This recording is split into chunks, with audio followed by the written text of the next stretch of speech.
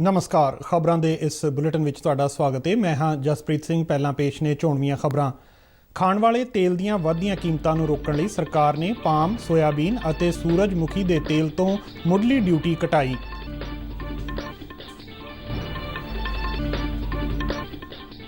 ਪ੍ਰਧਾਨ ਮੰਤਰੀ ਨਰਿੰਦਰ ਮੋਦੀ ਵੱਲੋਂ ਕੱਲ੍ਹ ਕੇਦਾਰਨਾਥ ਧਾਮ ਵਿਖੇ ਆਦਿ ਸ਼ੰਕਰਾਚਾਰਿਆ ਦੇ ਬੁੱਤ ਸਮੇਤ ਕਈ ਹੋਰ ਪ੍ਰੋਜੈਕਟ ਲੋਕਾਂ ਨੂੰ ਸਮਰਪਿਤ।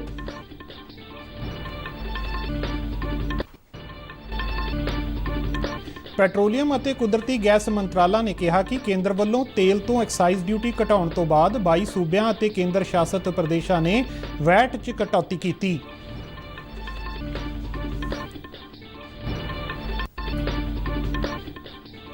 ਨਵਜੋਤ ਸਿੰਘ ਸਿੱਧੂ ਨੇ ਕਿਹਾ ਕਿ ਚੰਨੀ ਸਰਕਾਰ ਜਵਾਬ ਦੇਵੇ ਕਿ ਬੇਅਦਬੀ ਅਤੇ ਨਸ਼ਿਆਂ ਦੇ ਮੁੱਦੇ ਨੂੰ ਲੈ ਕੇ ਕਿਹੜੇ ਕਦਮ ਚੁੱਕੇ ਗਏ ਨੇ।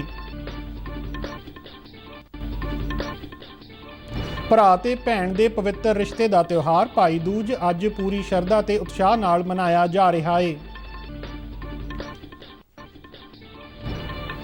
T20 ਵਿਸ਼ਵ ਕੱਪ ਮੁਕਾਬਲੇ 'ਚ ਭਾਰਤ ਨੇ ਗਰੁੱਪ B ਦੇ ਇੱਕ ਮੈਚ ਦੌਰਾਨ ਸਕਾਟਲੈਂਡ ਨੂੰ 8 ਵਿਕਟਾਂ ਨਾਲ ਹਰਾਇਆ। ਸ਼ਾਨਦਾਰ ਜਿੱਤ ਨਾਲ ਭਾਰਤ ਦੀ ਨੈਟ ਰਨ ਰੇਟ ਵਿੱਚ ਸੁਧਾਰ ਹੋਇਆ। ਤੇ ਹੁਣ ਖਬਰਾਂ ਵਿਸਥਾਰ ਨਾਲ। ਸਰਕਾਰ ਨੇ ਕੱਚੇ ਪਾਮ ਆਇਲ, ਸੋਇਆਬੀਨ ਅਤੇ ਸੂਰਜਮੁਖੀ ਦੇ ਤੇਲ ਤੇ 2.5% ਬੇਸਿਕ ਡਿਊਟੀ ਖਤਮ ਕਰ ਦਿੱਤੀ ਹੈ ਤਾਂ ਜੋ ਪਿਛਲੇ ਲੰਬੇ ਅਰਸੇ ਤੋਂ ਖਾਣ ਵਾਲੇ ਤੇਲ ਦੀਆਂ ਕੀਮਤਾਂ 'ਚ ਹੋ ਰਹੇ ਵਾਧੇ ਨੂੰ ਰੋਕਿਆ ਜਾ ਸਕੇ। ਕੱਚੇ ਪਾਮ ਤੇਲ ਤੇ ਖੇਤੀ ਸਰਚਾਰਜ 20% ਤੋਂ ਘਟਾ ਕੇ 7.5%, ਕੱਚੇ ਸੋਇਆਬੀਨ ਤੇਲ ਅਤੇ ਕੱਚੇ ਸੂਰਜਮੁਖੀ ਤੇਲ ਤੇ ਇਹ ਸਰਚਾਰਜ ਘਟਾ ਕੇ 5% ਕਰ ਦਿੱਤਾ ਗਿਆ ਹੈ। ਰਿਫਾਈਨਡ ਪਾਮੋਲਿਨ ਤੇਲ, ਰਿਫਾਈਨਡ ਸੋਇਆਬੀਨ ਤੇਲ ਅਤੇ ਰਿਫਾਈਨਡ ਸੂਰਜਮੁਖੀ ਤੇਲ ਤੇ ਮੁੱਢਲੀ ਡਿਊਟੀ 32.5% ਤੋਂ ਘਟਾ ਕੇ 17.5% ਕਰ ਦਿੱਤੀ ਗਈ ਹੈ। ਖਾਣ ਵਾਲੇ ਤੇਲ ਦੀਆਂ ਕੀਮਤਾਂ ਨੂੰ ਕੰਟਰੋਲ ਕਰਨ ਲਈ ਸਰਕਾਰ ਨੇ ਪਾਮ ਆਇਲ, ਸੂਰਜਮੁਖੀ ਅਤੇ ਸੋਇਆਬੀਨ ਤੇਲ ਤੇ ਦਰਾਮਦ ਡਿਊਟੀ ਨੂੰ ਤਰਕਸੰਗਤ ਬਣਾਇਆ ਹੈ। ਇਸ ਤੋਂ ਇਲਾਵਾ NCDEX ਨੇ ਕੱਚੇ ਤੇਲ ਦੀ ਅਗਾਊਂ ਟ੍ਰੇਡਿੰਗ ਨੂੰ ਮੁਲਤਵੀ ਕਰ ਦਿੱਤਾ ਹੈ ਅਤੇ ਸਟੋਰੇਜ ਦੀ ਹੱਦ ਲਾਗੂ ਕਰ ਦਿੱਤੀ ਹੈ। ਪ੍ਰਧਾਨ ਮੰਤਰੀ ਨਰਿੰਦਰ ਮੋਦੀ ਨੇ ਕਿਹਾ ਹੈ ਕਿ 2013 'ਚ ਕੇਦਾਰਨਾਥ ਵਿਖੇ ਆਏ ਹੜ੍ਹ ਕਾਰਨ ਵਾਪਰੇ ਦੁਖਾਂਤ ਮਗਰੋਂ ਹੁਣ ਕੇਦਾਰਨਾਥ ਧਾਮ ਦੀ ਆਨ ਬਾਨ ਸ਼ਾਨ ਮੁੜ ਬਹਾਲ ਹੋ ਗਈ ਹੈ।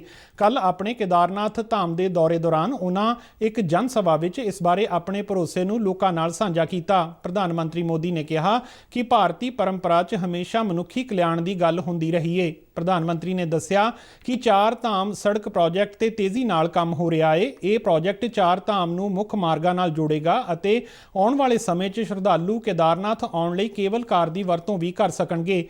ਸ੍ਰੀ ਹੇਮਕੁੰਟ ਸਾਹਿਬ ਵਿਖੇ ਵੀ ਦਰਸ਼ਨਾਂ ਲਈ ਰੋਪ ਵੇ ਦੀ ਉਸਾਰੀ ਕੀਤੀ ਜਾ ਰਹੀ ਹੈ। ਉਹਨਾਂ ਕਿਹਾ ਕਿ ਅਯੋਧਿਆ ਵਿੱਚ ਭਗਵਾਨ ਸ੍ਰੀ ਰਾਮ ਦਾ ਵਿਸ਼ਾਲ ਮੰਦਿਰ ਵੀ ਤਿਆਰ ਹੋ ਰਿਹਾ ਹੈ। ਪ੍ਰਧਾਨ ਮੰਤਰੀ ਮੋਦੀ ਨੇ ਕਿਹਾ ਕਿ ਵਿਕਾਸ ਹੋਣ ਨਾਲ ਅਗਲੇ 10 ਸਾਲਾਂ 'ਚ ਉੱਤਰਾਖੰਡ ਵਿੱਚ ਇੰਨੇ ਸੈਲਾਨੀ ਪੁੱਜਣਗੇ ਜਿੰਨੇ ਪਿਛਲੇ 100 ਸਾਲਾਂ ਵਿੱਚ ਨਹੀਂ ਪੁੱਜੇ। ਆਜ਼ਾਦੀ ਦੀ ਲੜਾਈ ਦੇ ਨਾਇਕਾਂ ਦੇ ਯੋਗਦਾਨ ਬਾਰੇ ਗੱਲਬਾਤ ਕਰਦਿਆਂ ਪ੍ਰਧਾਨ ਮੰਤਰੀ ਨੇ ਦੇਸ਼ ਵਾਸੀਆਂ ਨੂੰ ਕਿਹਾ ਕਿ ਉਹ ਭਾਰਤ ਦੀ ਆਜ਼ਾਦੀ ਦੀ ਲੜਾਈ ਨਾਲ ਸੰਬੰਧਿਤ ਥਾਵਾਂ ਅਤੇ ਧਾਰਮਿਕ ਆਸਥਾ ਵਾਲੇ ਤੀਰਥ ਸਥਾਨਾਂ ਤੇ ਜਾਣ ਤਾਂ ਜੋ ਉਹਨਾਂ ਨੂੰ ਭਾਰਤ ਦੀਆਂ ਅਸਲੀ ਭਾਵਨਾਵਾਂ ਦੇ ਜਜ਼ਬੇ ਬਾਰੇ ਪਤਾ ਲੱਗ ਸਕੇ। ਮਾਤ ਭੂਮੀ ਦੀ ਰੱਖਿਆ ਵਿੱਚ ਉੱਤਰਾਖੰਡ ਦੇ ਜਵਾਨਾਂ ਦੀ ਭੂਮਿਕਾ ਦੀ ਪ੍ਰਧਾਨ ਮੰਤਰੀ ਮੋਦੀ ਨੇ ਸ਼ਲਾਘਾ ਕੀਤੀ। ये देवभूमि मातृभूमि की रक्षा करने वाले अनेकों वीर बेटे बेटियों की ये जन्मस्थली भी है। यहां का कोई घर, कोई गांव ऐसा नहीं है जहां पराक्रम की कोई गाथा का परिचय न हो। आज देश जिस तरह अपनी सेनाओं का आधुनिकीकरण कर रहा है, उन्हें आत्मनिर्भर बना रहा है, उससे हमारे वीर सैनिकों की ताकत और बढ़ रही है। आज उनकी जरूरत को, उनकी अपेक्षाओं को, उनके परिवार की आवश्यकताओं को बहुत प्राथमिकता देकर के काम किया जा रहा है। ਉੱਤਰਾਖੰਡ ਦੇ ਰਾਜਪਾਲ retired lieutenant general Gurmeet Singh ਅਤੇ ਉੱਤਰਾਖੰਡ ਦੇ ਮੁੱਖ ਮੰਤਰੀ ਪੁਸ਼ਕਰ ਸਿੰਘ ਧਾਮੀ ਸਮੇਤ ਕੇਦਾਰਨਾਥ ਧਾਮ ਨਾਲ ਜੁੜੀਆਂ ਕਈ ਨਾਮਵਰ ਸ਼ਖਸੀਅਤਾਂ ਇਸ ਮੌਕੇ ਮੌਜੂਦ ਸਨ। ਪ੍ਰਧਾਨ ਮੰਤਰੀ ਨਰਿੰਦਰ ਮੋਦੀ ਨੇ ਇਸ ਤੋਂ ਪਹਿਲਾਂ ਬਾਬਾ ਕੇਦਾਰਨਾਥ ਦੇ ਗਰਭ ਗ੍ਰਹਿ 'ਚ ਵਿਸ਼ੇਸ਼ ਪੂਜਾ ਅਰਚਨਾ ਅਤੇ ਰੁਦਰ ਅਭਿਸ਼ੇਕ ਕੀਤਾ। ਉਹਨਾਂ ਅਧਿਆਤਮਿਕ ਗੁਰੂ ਆਦਿ ਗੁਰੂ ਸ਼ੰਕਰਾਚਾਰਿਆ ਦੇ 12 ਫੁੱਟ ਉੱਚੇ ਅਤੇ 35 ਟਨ ਭਾਰ ਵਾਲੇ ਬੁੱਤ ਨੂੰ ਜਨਤਾ ਨੂੰ ਸਮਰਪਿਤ ਕੀਤਾ। ਪ੍ਰਧਾਨ ਮੰਤਰੀ ਨੇ ਪੁਜਾਰੀਆਂ ਲਈ ਰਿਹਾਇਸ਼ੀ ਕੰਪਲੈਕਸ ਦੇ ਉਦਘਾਟਨ ਦੇ ਨਾਲ ਸਰਸਵਤੀ ਅਤੇ ਮੰਦਾਕਿਨੀ ਨਦੀ ਦੇ ਨਾਲ ਹੜ੍ਹ ਕੰਟਰੋਲ ਕੰਧ ਅਤੇ ਮੰਦਾਕਿਨੀ ਨਦੀ ਤੇ ਇੱਕ ਪੁਲ ਦਾ ਉਦਘਾਟਨ ਵੀ ਕੀਤਾ। ਪ੍ਰਧਾਨ ਮੰਤਰੀ ਨੇ ਮੁੱਢਲੀ ਡਾਕਟਰੀ ਸਹਾਇਤਾ ਕੇਂਦਰ, ਸੈਲਾਨੀ ਸਹੂਲਤਾਂ ਅਤੇ ਮੰਦਾਕਿਨੀ ਆਸਥਾ ਮਾਰਗ ਕਤਾਰ ਪ੍ਰਬੰਧਨ ਦਾ ਨੀਂਹ ਪੱਥਰ ਵੀ ਰੱਖਿਆ। ਕੇਂਦਰ ਨੇ ਕਿਹਾ ਹੈ ਕਿ ਕੁੱਲ 22 ਰਾਜਾਂ ਤੇ ਕੇਂਦਰ ਸ਼ਾਸਤ ਪ੍ਰਦੇਸ਼ਾਂ ਨੇ ਤੇਲ ਤੇ ਕੇਂਦਰੀ ਆਬਕਾਰੀ ਡਿਊਟੀ ਨੂੰ ਘਟਾਉਣ ਦੇ ਫੈਸਲੇ ਤੋਂ ਬਾਅਦ ਖਪਤਕਾਰਾਂ ਨੂੰ ਰਾਹਤ ਦੇਣ ਲਈ ਹੁਣ ਤੱਕ ਪੈਟਰੋਲ ਅਤੇ ਡੀਜ਼ਲ ਤੇ ਵੈਟ ਦੀ ਇਕਸਾਰ ਕਟੌਤੀ ਕੀਤੀ ਹੈ। ਕੇਂਦਰ ਸਰਕਾਰ ਨੇ ਪੈਟਰੋਲ ਤੇ 5 ਰੁਪਏ ਅਤੇ ਡੀਜ਼ਲ ਤੇ 10 ਰੁਪਏ ਫੀ ਲੀਟਰ ਐਕਸਾਈਜ਼ ਡਿਊਟੀ ਘੱਟ ਕੀਤੀ ਹੈ। ਨਵੀਂ ਦਿੱਲੀ ਤੋਂ ਜਾਰੀ ਇੱਕ ਬਿਆਨ ਵਿੱਚ ਪੈਟਰੋਲੀਅਮ ਅਤੇ ਕੁਦਰਤੀ ਗੈਸ ਮੰਤਰਾਲਾ ਦੇ ਬੁਲਾਰੇ ਨੇ ਕਿਹਾ ਕਿ ਪੈਟਰੋਲ ਦੀ ਕੀਮਤ 'ਚ ਸਭ ਤੋਂ ਵੱਧ ਕਟੌਤੀ ਕਰਨਾਟਕ ਵਿੱਚ ਹੋਈ ਹੈ, ਜਿੱਥੇ ਇਸ ਵਿੱਚ 13 ਰੁਪਏ 35 ਪੈਸੇ ਫੀ ਲੀਟਰ ਦੀ ਕਟੌਤੀ ਕੀਤੀ ਗਈ ਹੈ। ਇਸ ਤੋਂ ਬਾਅਦ ਪੁਡੂਚੇਰੀ ਵਿੱਚ ਪੈਟਰੋਲ 12 ਰੁਪਏ 85 ਪੈਸੇ ਅਤੇ ਮਿਜ਼ੋਰਮ ਵਿੱਚ ਇਹ 12 ਰੁਪਏ 62 ਪੈਸੇ ਫੀ ਲੀਟਰ ਹੇਠਾਂ ਆਇਆ ਏ। ਬੁਲਾਰੇ ਨੇ ਦੱਸਿਆ ਕਿ ਦੇਸ਼ ਦੇ 14 ਸੂਬਿਆਂ ਤੇ ਕੇਂਦਰ ਸ਼ਾਸਤ ਪ੍ਰਦੇਸ਼ ਅਜਿਹੇ ਨੇ ਜਿਨ੍ਹਾਂ ਨੇ ਪੈਟਰੋਲ ਅਤੇ ਡੀਜ਼ਲ ਤੇ ਵੈਟ ਵਿੱਚ ਕੋਈ ਕਟੌਤੀ ਨਹੀਂ ਕੀਤੀ ਏ। ਪੰਜਾਬ, ਰਾਜਸਥਾਨ, ਦਿੱਲੀ, ਮਹਾਰਾਸ਼ਟਰ, ਪੱਛਮੀ ਬੰਗਾਲ, ਤਮਿਲਨਾਡੂ, ਤੇਲੰਗਾਨਾ, ਆਂਧਰ ਪ੍ਰਦੇਸ਼, ਕੇਰਲ, ਮੇਘਾਲਿਆ, ਅੰਡੇਮਾਨ ਨਿਕੋਬਾਰ, ਝਾਰਖੰਡ, ਓਡੀਸ਼ਾ ਅਤੇ ਛੱਤੀਸਗੜ੍ਹ ਕਟੌਤੀ ਨਾ ਕਰਨ ਵਾਲਿਆਂ ਵਿੱਚ ਸ਼ਾਮਲ ਨੇ। ਭਾਰਤੀ ਜਨਤਾ ਪਾਰਟੀ ਨੇ ਸੂਬਾ ਸਰਕਾਰਾਂ ਵੱਲੋਂ ਪੈਟਰੋਲ ਅਤੇ ਡੀਜ਼ਲ ਤੇ ਵੈਟ ਨਾ ਘਟਾਉਣ ਲਈ ਕਾਂਗਰਸ ਸਮੇਤ ਵਿਰੋਧੀ ਪਾਰਟੀਆਂ ਦੀ ਆਲੋਚਨਾ ਕੀਤੀ ਹੈ। ਨਵੀਂ ਦਿੱਲੀ 'ਚ ਪੱਤਰਕਾਰਾਂ ਨਾਲ ਗੱਲਬਾਤ ਕਰਦਿਆਂ ਪਾਰਟੀ ਦੇ ਬੁਲਾਰੇ ਗੌਰਵ ਭਾਟੀਆ ਨੇ ਕਿਹਾ ਕਿ ਪ੍ਰਧਾਨ ਮੰਤਰੀ ਨਰਿੰਦਰ ਮੋਦੀ ਵੱਲੋਂ ਪੈਟਰੋਲ ਅਤੇ ਡੀਜ਼ਲ ਤੋਂ ਐਕਸਾਈਜ਼ ਡਿਊਟੀ ਘਟਾਉਣ ਦੇ ਫੈਸਲੇ ਮਗਰੋਂ ਭਾਜਪਾ ਸ਼ਾਸਤ ਰਾਜਾਂ ਨੇ ਵੈਟ ਵਿੱਚ ਕਟੌਤੀ ਕੀਤੀ ਹੈ। ਬੁਲਾਰੇ ਨੇ ਸਵਾਲ ਕੀਤਾ ਕਿ ਵਿਰੋਧੀ ਸੂਬਾ ਸਰਕਾਰਾਂ ਪੈਟਰੋਲ ਅਤੇ ਡੀਜ਼ਲ ਦੀਆਂ ਕੀਮਤਾਂ ਵਿੱਚ ਆਮ ਲੋਕਾਂ ਨੂੰ ਰਾਹਤ ਕਿਉਂ ਨਹੀਂ ਦੇ ਰਹੀਆਂ।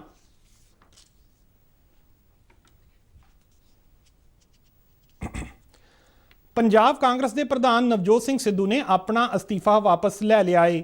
ਚੰਡੀਗੜ੍ਹ 'ਚ ਪੱਤਰਕਾਰਾਂ ਨਾਲ ਗੱਲਬਾਤ ਕਰਦਿਆਂ ਉਹਨਾਂ ਮੁੱਖ ਮੰਤਰੀ ਚਰਨਜੀਤ ਸਿੰਘ ਚੰਨੀ ਦੀ ਅਗਵਾਈ ਵਾਲੀ ਸਰਕਾਰ ਤੋਂ ਕਈ ਸਵਾਲ ਪੁੱਛੇ। ਉਹਨਾਂ ਕਿਹਾ ਕਿ ਚੰਨੀ ਸਰਕਾਰ ਜਵਾਬ ਦੇਵੇ ਕਿ ਬੇਅਦਬੀ ਅਤੇ ਨਸ਼ਿਆਂ ਦੇ ਮੁੱਦੇ ਨੂੰ ਲੈ ਕੇ ਹੁਣ ਤੱਕ ਕਿਹੜੇ ਕਦਮ ਚੁੱਕੇ ਗਏ ਨੇ। ਉਹਨਾਂ ਸਵਾਲ ਕੀਤਾ ਕਿ 90 ਦਿਨ ਦੀ ਸਰਕਾਰ ਵਿੱਚ ਕੀ ਚੱਲ ਰਿਹਾ ਹੈ। ਬੇਅਦਬੀ ਮਾਮਲੇ ਤੇ SIT ਰਿਪੋਰਟ ਦਾ ਜ਼ਿਕਰ ਕਰਦਿਆਂ ਉਹਨਾਂ ਕਿਹਾ ਕਿ ਜੇਕਰ ਰਿਪੋਰਟ ਨੂੰ ਜਨਤਕ ਕਰਨ ਦੀ ਹਿੰਮਤ ਨਹੀਂ ਹੈ ਤਾਂ ਰਿਪੋਰਟ ਪਾਰਟੀ ਨੂੰ ਦੇ ਦਿਓ, ਉਹ ਇਸ ਨੂੰ ਜਨਤਕ ਕਰਨ ਦੀ ਹਿੰਮਤ ਰੱਖਦੀ ਹੈ। ਸਿੱਧੂ ਨੇ ਕਿਹਾ ਕਿ ਸੱਤਾ ਹਾਸਲ ਕਰਨ ਦੇ ਦੋ ਹੀ ਤਰੀਕੇ ਨੇ, ਜਾਂ ਤਾਂ ਲੋਕਾਂ ਨੂੰ ਭਰਮਾ ਕੇ ਜਾਂ ਪੰਜਾਬ ਦੀ ਤਕਦੀਰ ਨੂੰ ਬਦਲ ਕੇ ਸੱਤਾ ਹਾਸਲ ਕੀਤੀ ਜਾ ਸਕਦੀ ਹੈ।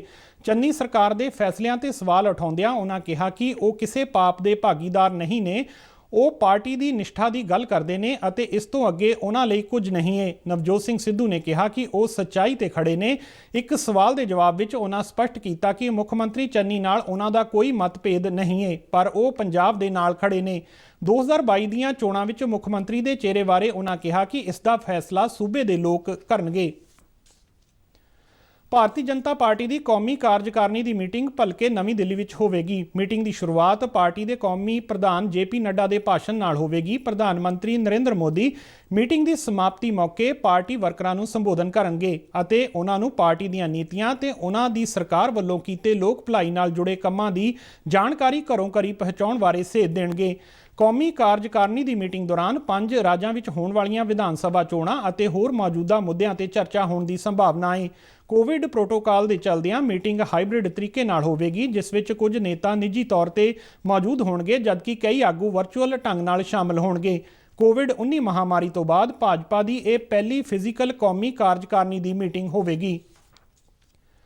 ਭਰਾ ਤੇ ਭੈਣ ਦੇ ਪਵਿੱਤਰ ਰਿਸ਼ਤੇ ਦਾ ਪ੍ਰਤੀਕ ਤਿਉਹਾਰ ਭਾਈ ਦੂਜ ਅੱਜ ਪੂਰੀ ਸ਼ਰਧਾ ਤੇ ਉਤਸ਼ਾਹ ਨਾਲ ਮਨਾਇਆ ਜਾ ਰਿਹਾ ਹੈ। ਇਸ ਦਿਨ ਭੈਣਾਂ ਆਪਣੇ ਭਰਾ ਨੂੰ ਤਿਲਕ ਲਗਾ ਕੇ ਭਗਵਾਨ ਤੋਂ ਉਹਨਾਂ ਦੀ ਲੰਬੀ ਉਮਰ, ਚੰਗੀ ਸਿਹਤ ਅਤੇ ਖੁਸ਼ਹਾਲ ਜ਼ਿੰਦਗੀ ਦੀ ਕਾਮਨਾ ਕਰਦੀਆਂ ਨੇ। ਇਸ ਦਿਨ ਨੂੰ ਯਮ ਦਿੱਤਿਆ ਵੀ ਕਹਿੰਦੇ ਹਨ। ਉਪ ਰਾਸ਼ਟਰਪਤੀ M ਵੈਂਕਈਆ ਨਾਇਡੂ ਨੇ ਆਪਣੇ ਟਵੀਟ ਸੁਨੇਹੇ 'ਚ ਭਰਾ ਭੈਣ ਦੇ ਪਿਆਰ ਦੇ ਪਵਿੱਤਰ ਪਰਵ ਭਾਈ ਦੂਜ ਮੌਕੇ ਸਾਰੀਆਂ ਭੈਣਾਂ ਨੂੰ ਸ਼ੁਭਕਾਮਨਾਵਾਂ ਦਿੱਤੀਆਂ ਨੇ। ਉਹਨਾਂ ਟਵੀਟ ਸੁਨੇਹੇ 'ਚ ਲਿਖਿਆ ਕਿ ਮਾਵਾਂ, ਭੈਣਾਂ ਅਤੇ ਧੀਆਂ ਸਾਡੇ ਪਰਿਵਾਰ ਅਤੇ ਸਾਡੇ ਭਾਈਚਾਰੇ ਦਾ ਕੇਂਦਰ ਹੁੰਦੀਆਂ ਨੇ। ਉਹ ਸਾਡੇ ਸੱਭਿਆਚਾਰ ਦਾ ਧੁਰਾ ਹੁੰਦੀਆਂ ਨੇ। ਨਾਰੀ ਦਾ ਸਨਮਾਨ ਕਿਸੇ ਵੀ ਸਮਾਜ ਦੇ ਸੱਭਿਅ ਹੋਣ ਦਾ ਸਬੂਤ ਹੈ। ਪ੍ਰਧਾਨ ਮੰਤਰੀ ਨਰਿੰਦਰ ਮੋਦੀ ਨੇ ਵੀ ਸਾਰੇ ਦੇਸ਼ ਵਾਸੀਆਂ ਨੂੰ ਭਾਈ ਦੂਜ ਦੀਆਂ ਸ਼ੁਭਕਾਮਨਾਵਾਂ ਦਿੱਤੀਆਂ ਨੇ। ਬਿਹਾਰ ਵਿੱਚ ਗੋਪਾਲਗੰਜ ਅਤੇ ਪੱਛਮੀ ਪੰਚਾਰਨ ਜ਼ਿਲ੍ਹਿਆਂ ਵਿੱਚ ਜ਼ਹਿਰੀਲੀ ਸ਼ਰਾਬ ਪੀਣ ਨਾਲ 33 ਵਿਅਕਤੀਆਂ ਦੀ ਮੌਤ ਹੋ ਗਈ ਹੈ। ਮਰਨ ਵਾਲਿਆਂ ਦੇ ਪਰਿਵਾਰਕ ਮੈਂਬਰਾਂ ਅਨੁਸਾਰ ਮੰਗਲਵਾਰ ਦੀ ਰਾਤ ਨੂੰ ਮਰਨ ਵਾਲਿਆਂ ਨੇ ਸ਼ਰਾਬ ਦਾ ਸੇਵਨ ਕੀਤਾ ਸੀ। ਇਸ ਘਟਨਾ ਤੇ ਦੁੱਖ ਪ੍ਰਗਟਾਉਂਦਿਆਂ ਮੁੱਖ ਮੰਤਰੀ ਨਿਤਿਸ਼ ਕੁਮਾਰ ਨੇ ਮਾਮਲੇ ਦੀ ਜਾਂਚ ਕਰਨ ਦੀ ਗੱਲ ਆਖੀ ਹੈ ਅਤੇ ਕਿਹਾ ਕਿ ਸ਼ਰਾਬ ਦੀ ਸਪਲਾਈ ਕਰਨ ਵਾਲਿਆਂ ਨੂੰ ਕਿਸੇ ਵੀ ਹਾਲ ਵਿੱਚ ਬਖਸ਼ਿਆ ਨਹੀਂ ਜਾਵੇਗਾ। ਮੁੱਖ ਮੰਤਰੀ ਨੇ ਕਿਹਾ ਕਿ ਉਹਨਾਂ ਸੰਬੰਧਿਤ ਜ਼ਿਲ੍ਹਿਆਂ ਦੇ ਅਧਿਕਾਰੀਆਂ ਤੋਂ ਜ਼ਹਿਰੀਲੀ ਸ਼ਰਾਬ ਤਰਾਸਦੀ ਤੋਂ ਬਾਅਦ ਦੀ ਸਥਿਤੀ ਬਾਰੇ ਜਾਣਕਾਰੀ ਹਾਸਲ ਕੀਤੀ ਹੈ। ਇਸੇ ਦੌਰਾਨ ਸ਼ਰਾਬ ਪਾਬੰਦੀ ਬਾਰੇ ਮੰਤਰੀ ਸੁਨੀਲ ਕੁਮਾਰ ਨੇ ਕਿਹਾ ਹੈ ਕਿ ਬਿਹਾਰ 'ਚ ਜ਼ਹਿਰੀਲੀ ਸ਼ਰਾਬ ਦੇ ਹਾਦਸੇ ਦੀ ਜਾਂਚ ਕਰਨ ਲਈ ਵਿਸ਼ੇਸ਼ ਟੀਮਾਂ ਗਠਿਤ ਕੀਤੀਆਂ ਗਈਆਂ ਨੇ। ਇਸ ਦੇ ਨਾਲ ਹੀ ਖਬਰਾਂ ਦਾ ਇਹ ਬੁਲੇਟਿਨ ਖਤਮ ਹੁੰਦਾ ਹੈ। ਨਮਸਕਾਰ।